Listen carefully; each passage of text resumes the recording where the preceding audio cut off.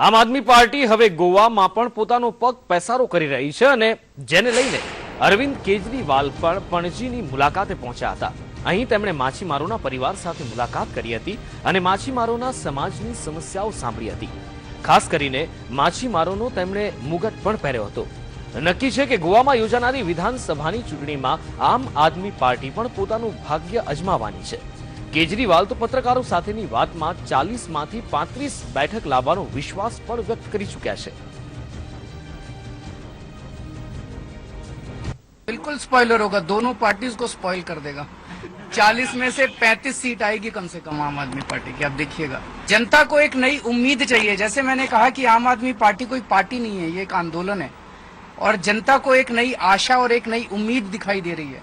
ये केजरीवाल इंपॉर्टेंट नहीं है, ये आम आदमी की पार्टी है, इनकी पार्टी है, फिशरमैन की पार्टी है, ट्रेडर्स की पार्टी है, मिडिल क्लास की पार्टी है, आम लोगों की पार्टी है।